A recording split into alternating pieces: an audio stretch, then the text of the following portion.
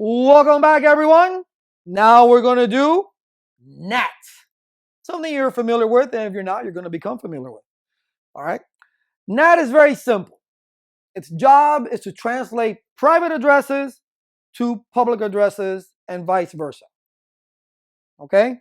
So there's three different types of NAT. I got them up here. You got static NAT, dynamic NAT, and NAT Overload. I also got their configurations as well. Okay. Now, let's talk a little bit about static NAT. Static NAT, as you can see the configuration, it says IP NAT inside source static, private to public. That's insane. That's insane that you got to do it statically. If you have 1,000, I don't care if you're doing it in Excel and copying it to Word or whatever the case may be, you got to statically do this one by one. So if you have 5,000 nodes that need to access the internet, you need to do that 5,000 times.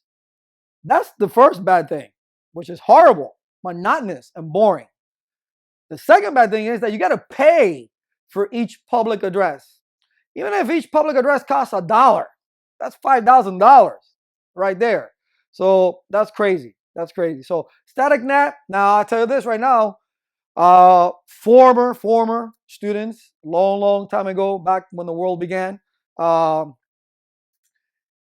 told me that they used static NAT where they worked because it was a hospital, and their printers apparently had to go through the internet. Okay, and they needed NAT, so they had to go through a third party because of all the HIPAA and all this. Regardless of the matter, whatever reason he gave me, I'm like, oh, okay, well, whatever. So that their printers actually have a static NAT now configured to them. So it's crazy. And they have over, thousands. I'm gonna say 1,000 printers. Okay, I think it was more than that, but regardless. So I don't find that very feasible, all right, administratively and pocket-wise. All right, the next one we have is dynamic NAT. Well, it's a little better. Now we can create a pool of however many addresses you require, right? You put in the mask that they gave you, obviously the access list to permit the network you want, and then you put the IP NAT inside source list, the number of the access list, and the name of the pool. Okay? But again, you got to pay. So if you have 1,000 people like these individual printers, all right, you got to pay for those public addresses. That's easier on you because now the NAT's taking care of assigning the IP addresses or mapping the IP addresses. Okay, but it's still, it's like it's not, oh no, you're taking it out of my pocket. It's too expensive. Not good, not good. All right, but NAT Overload to the rescue. And just a little history lesson. The reason that they made NAT came to creation, is because of the demise of IPv4 public addresses, right? So they came up with NAT. Hey man, everybody wants to go out to the internet. They're wasting all our public addresses. What do we do? What do we do? So they came up with NAT. So NAT Overload is the best, and what we're used to when we buy a router out there. In those stores, it has NAT already running. Companies use NAT Overload, which is really PAT, okay, which is port address translation.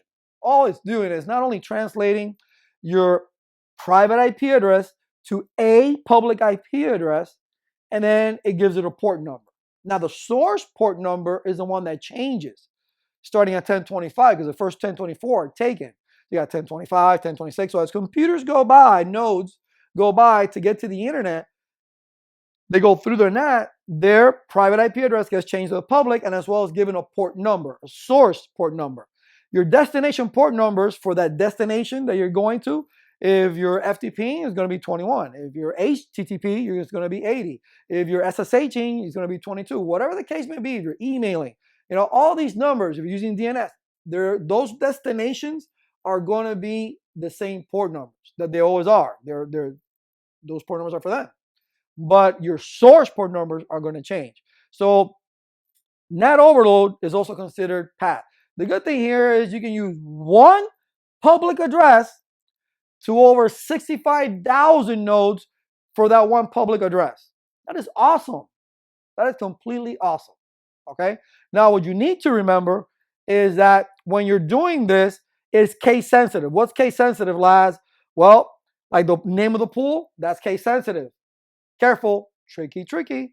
Okay, so make sure that that pool labs, when you do it in the IPNet Inside Source List pool, make sure that it's the same name, in uppercase, lowercase, whatever it is.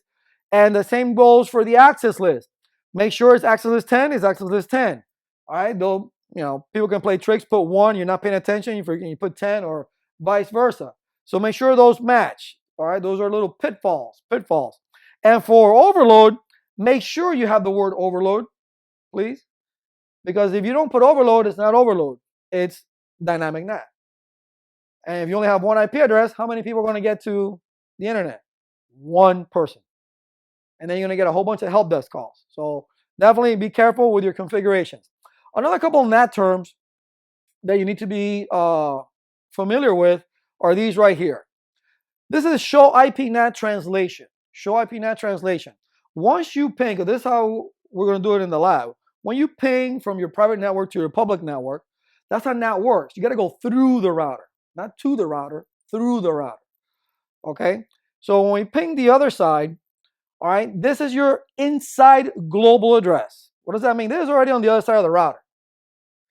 And this is your inside local address, meaning this is your PC. So he took your PC and he gave it that IP address, 101.1.254. Okay? Well, not really. It gave it, this is the actual pinging of the computer. Okay? So this is the global. This is where you want to get to. Okay?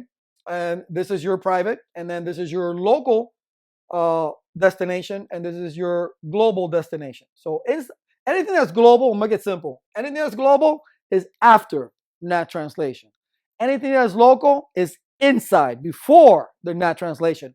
Obviously, the destination is always going to remain the same. What's going to change is the inside. Okay, whatever is local. All right. So with that said, let's go ahead and go on to the next one so we can start getting into our labs.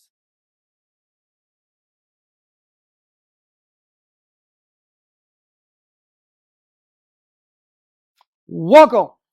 This is going to be our NAT lab. Small. You're trying to learn a concept. You're not trying to configure an enterprise at this moment anyways for certification.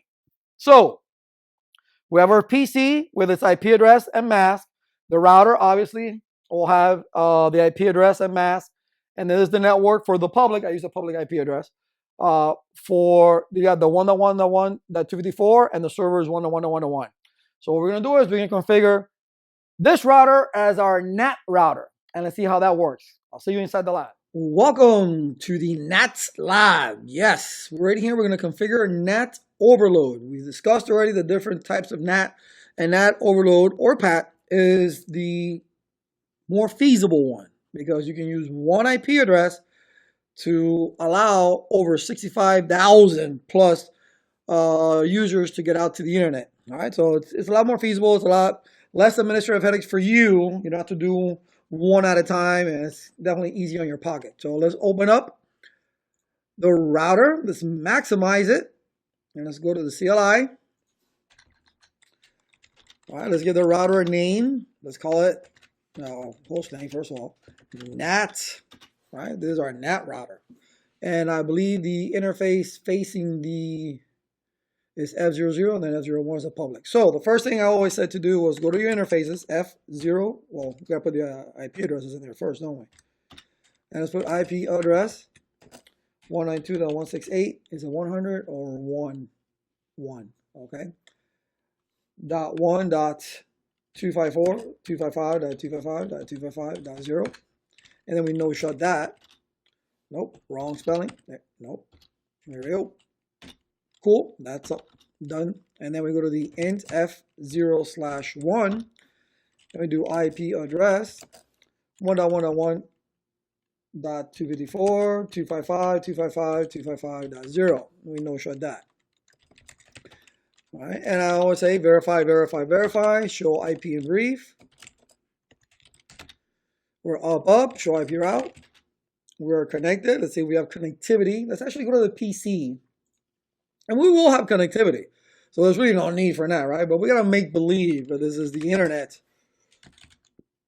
Right? A server out on the internet. So we have to That's why I put a public IP address instead of a private IP address on that side. All right, we do have connectivity with it, so that's cool. So we know what we don't have to worry about that. What we need to worry about is our NAT configuration. All right, so let's go ahead and start doing so. So config T. So the int F00, that is our private network, so that's IP NAT inside. The int F01, there's our IP NAT outside, meaning that is our public side of the unit of the network.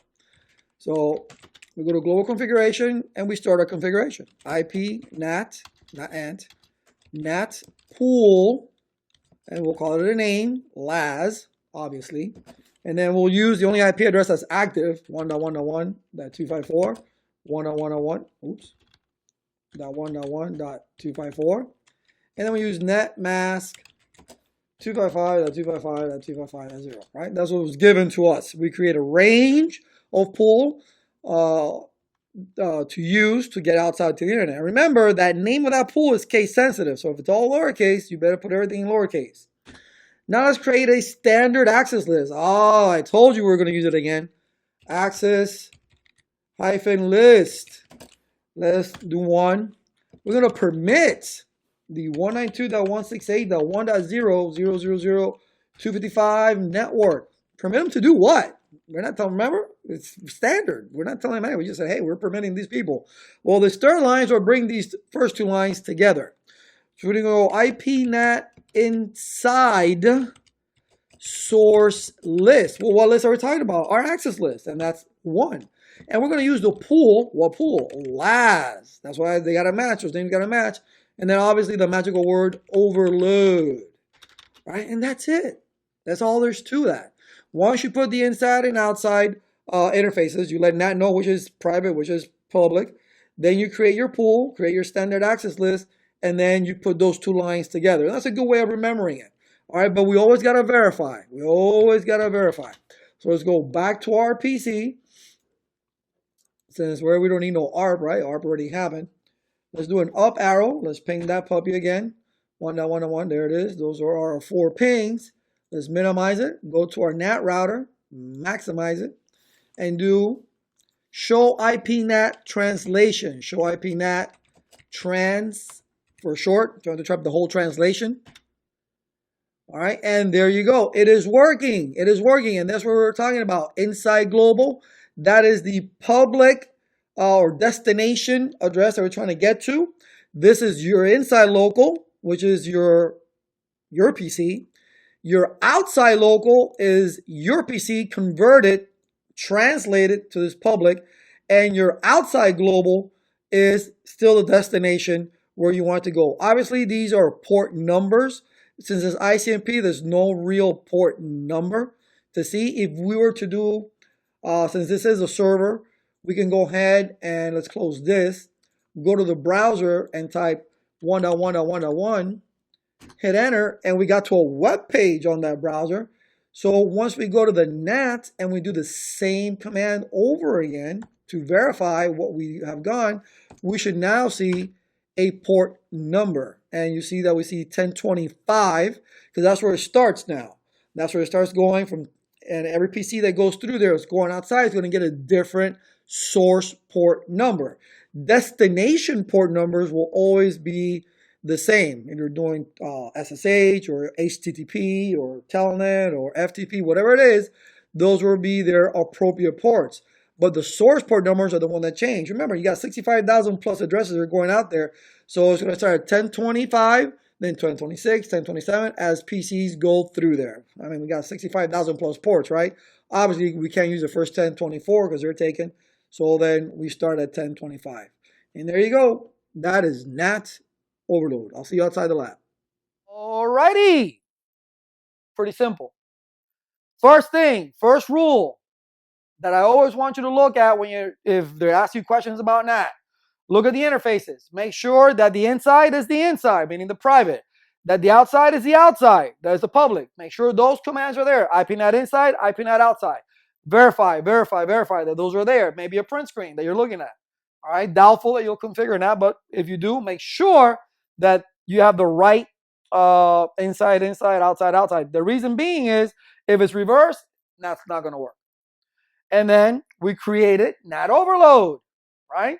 We created a pool of one address, which is the 1.1.1.254. That's our pool, okay? And then we went ahead and created our standard. How about that, huh? Our standard access list to permit that network. And then we put them both together with the IPNet inside source list command. And what list are we talking about? We're talking about that list one. And then what pool? Pool last. And then what's the magical word? Overload. Don't forget, these are the things you look for. Case sensitivity, the lines are there. And then we pinged from PC0 to the server, and we went to the router and we say show IPNet trans, short for translation. All right, and it shows you your inside local, inside global, outside local, outside global. You know that NAT is working. That's how you verify that indeed NAT is working. And that's it. That's all there's to NAT. Okay, very, very simple. But again, NAT overload is the way we want to go because it's easy on the pocket and easy on the head. All right, I'll see you in the next.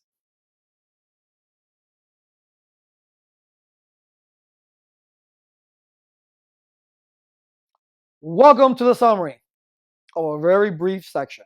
NAT was easy, right? So let's go over what we talked about. We talked about that there's three types of NATs, all right? Static, dynamic, and NAT overload. We said the NAT overload is also packed because there's port address translation, and you saw that, 1025, right? 1025. It'll start there, and there will be other PCs, 1026, 1027, 1028, and so forth. We said that static NAT is not feasible. Hurts the pocket, hurts the head. Too many addresses to be worried about. Dynamic NAT, it's nice on the head, but not on the pocket because we got to pay for all those IP addresses.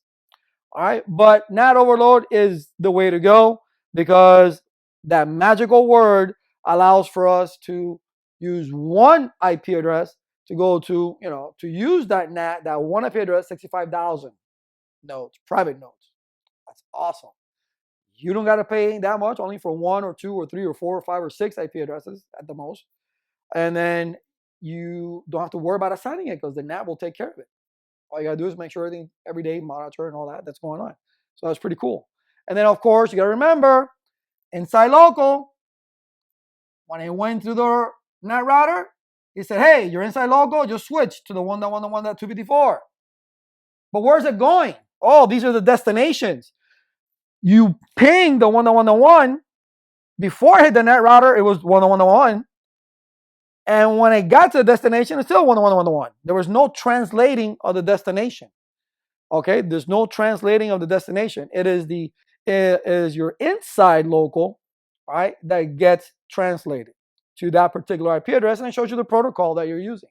All right, you saw when we did the web server, or as well, that we went ahead and got to the web browser. We put 1.1.1.1, and then we did show IP NAT translation. And you saw the port number, destination port number, it said 80. It said 80. And the protocol said TCP. So everything was working perfectly. So these are the things that you need to remember. These are the things you may be tested on. You may be tested on these particular terms, or you can be tested on certain parts of the configuration. And you're looking for case sensitivity. Is it using the proper access list? Are the interfaces properly configured? IPNet inside, IPNet outside, for the right private network and the public network. So these are the pitfalls of NAT, and these are the things that you need to look for. But that's it. There is your NAT protocol.